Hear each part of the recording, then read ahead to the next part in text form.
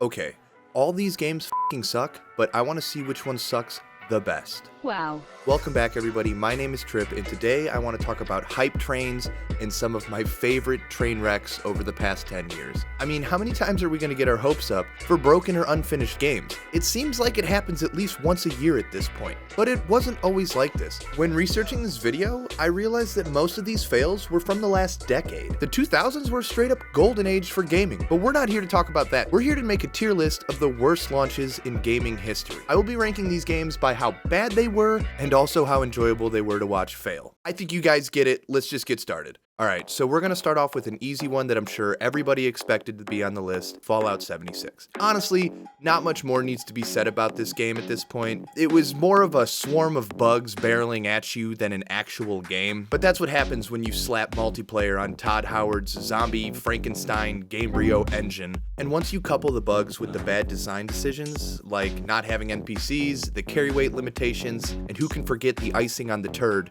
the Atom Shop, where you can spend ridiculous money on literal garbage, yeah, it's safe to say it's just a bad game overall. But that is not the reason for its high tier rank. It's for all the other happenings outside of the game. Things like Bethesda doxing users who were requesting a refund because they were marketed a canvas bag instead of a nylon sack. So not only did they buy an expensive plastic bag, but if they wanted a refund, their personal info is now available to anyone using Bethesda's website.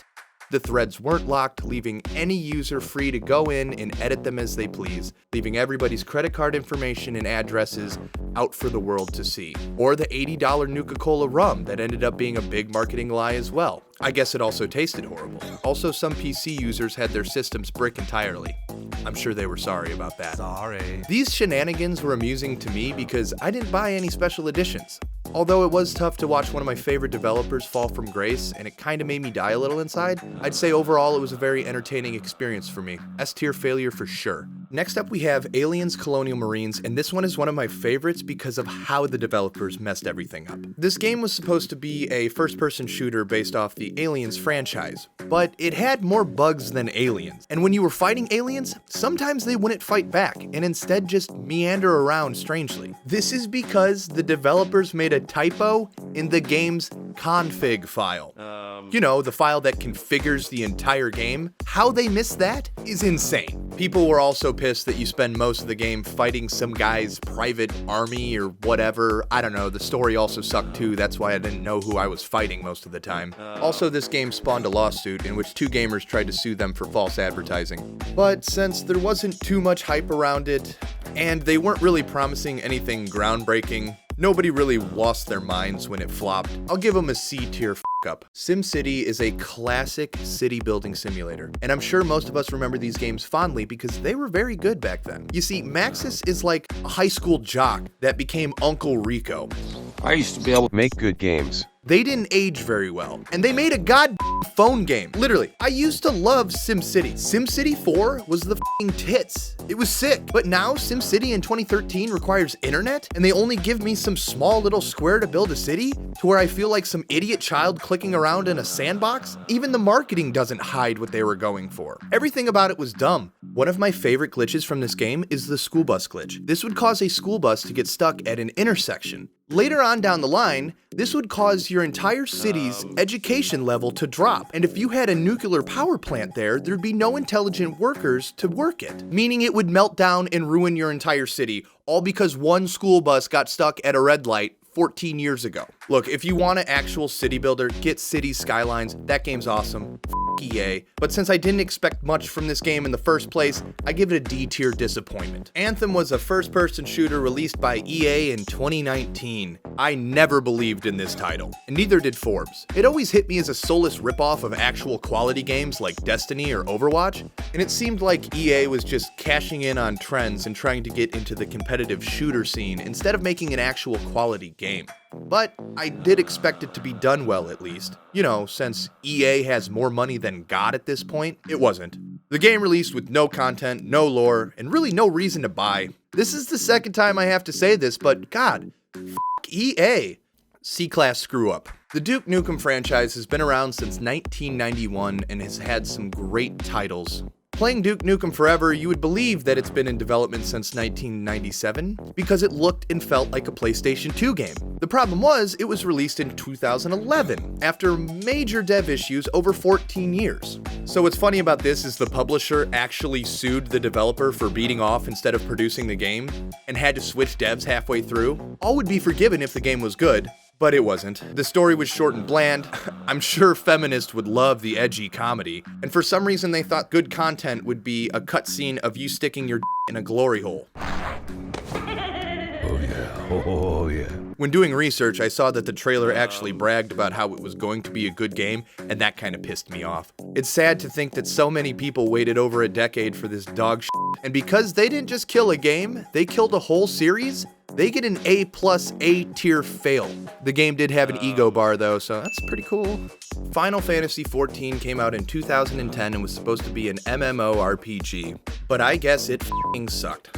Now this is like the only game on this list that I didn't play because I'm not into hentai simulators or whatever it is. Sorry weebs. But here's a couple things that people were pissed about. They put too many polygons into dumb things like flower pots that caused the level to lag. The UI was a pain in the ass to use, and they actually incorporated a fatigue system that encouraged players to stop playing the game, which is weird. You shouldn't do that. They actually brought in some guy who's never worked on Final Fantasy to try and fix it. Surprisingly, he actually helped. GG's Yoshida. I guess they ended up with a 2.0 version that was actually good, but like I said, I don't know because I never played it. But a lot of people were sad that a franchise that is such a gaming staple had such a terrible quality game released. So we're gonna give them an A+ at doing a bad job. Except you, Yoshida. Next up, we have Watch Dogs, a 2014 action-adventure game by Ubisoft that centers around giving dogs baths. I don't really get this one. While researching this vid, it kept popping up. I guess the graphics weren't as good as they were supposed to be, and it had some multiplayer issues, which is weird because I feel like almost every game that comes out has these same problems. People need to quit bitching. I enjoyed this game. It wasn't that big of a fail. Underwhelming F tier for sure. Now, Star Wars is one of the biggest franchises of all time,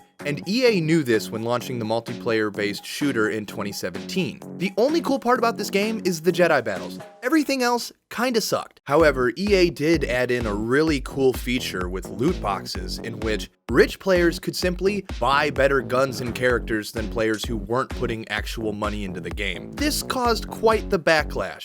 Now, I played this game for free and I never put any money into it. I got a 10-hour trial from Origin. I still have about 7 hours left. It only took me 3 to realize this game was a piece of shit that just wanted my money. And I think the only positive thing that came out of this game was it kind of pumped the brakes on loot boxes and what devs were willing to put into the game. So I am thankful that it put a stop to performance-based loot boxes.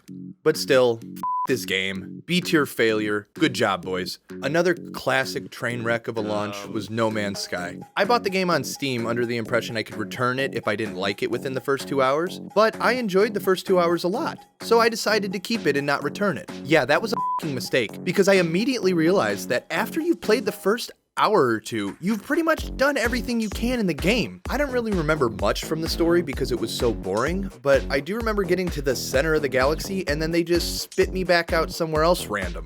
Like, what the f***? Why? They never offered a decent explanation as to what I was even trying to do. But I better go harvest some more plutonium so I can head back out and do more of nothing. This only ended up being the catastrophic failure it was because Sony started to plug it as hard as they could. And I can only imagine that Sean Murray was shitting his pants as the release date grew closer. I mean, just look at him in some of these interviews. That's not a man that's confident. No. To be fair, it has gotten much better. I haven't played it, but I did try the VR version. I was a little bit drunk, but I still had a really good time. Still, no doubt, S-tier failure. They promised the galaxy and delivered a shitty diorama of our solar system. Mass Effect Andromeda came out in 2017 as another installment in the successful Mass Effect series. Coincidentally, it feels almost like the game was made by aliens, because people wouldn't make faces like this. For real, if you haven't done it yet, you should look up some of the facial animations for this game. They're really funny. I only played this game a little bit before I put it down, but my friend Mike Gregg really enjoyed it, so good for him. And since it was a respected series and the glitches were hilariously bad, this fail deserves a B tier up for sure. Tony Hawk's Pro Skater was a beloved series. In fact, Tony Hawk's Pro Skater 4 was the first game I ever put in my PlayStation 2. Pro Skater 5, however, was a completely different story. This was a little underwhelming for me since I didn't hear about the game until I heard how bad its release went. Despite it coming out to bad reviews, I still thought it'd be fun, so I tried the demo. Let me sum this game up for you. The graphics sucks, the gameplay sucks, the optimization sucks, the levels suck, the characters suck. I mean, Tony Hawk's in there, he's like, what, 75 years old? Or he's not that old, but he's an old man at this point. He's probably not the best. He shouldn't be very good at skateboarding anymore. Whatever. It's just another silent fart and a sad E-tier fail. Playing the game, it makes sense why they didn't market it very hard. And last, how can we forget about Cyberpunk 2077? Anyone who has watched our other videos knows how I feel about this game. It was a big letdown from what I thought could be a very trustworthy developer. A dev that I could pre-order from without a second thought. Yeah, I only trust Rockstar now. Cyberpunk is a case study of a hype train hitting a brick wall at 250 miles per hour and not giving a shit about the consequences. Like most games on this list though, I enjoyed it. But a game company shouldn't be proud if I enjoyed their game. I have pretty low standards on what I spend my time doing. Overall, the graphics are good, but everything else just kinda sucks. And not a lot of people saw that coming. S-tier failure, no doubt. But this game will always hold a special place in my heart because it helped me become a YouTuber, and that's pretty cool. Alright, one last game I want to throw in there. This one's more of a honorable mention. That's Diablo Immortal, the upcoming mobile version of Diablo. Do you guys not have phones? Yeah. I know this game hasn't come out yet, but I anticipate it falling somewhere around here.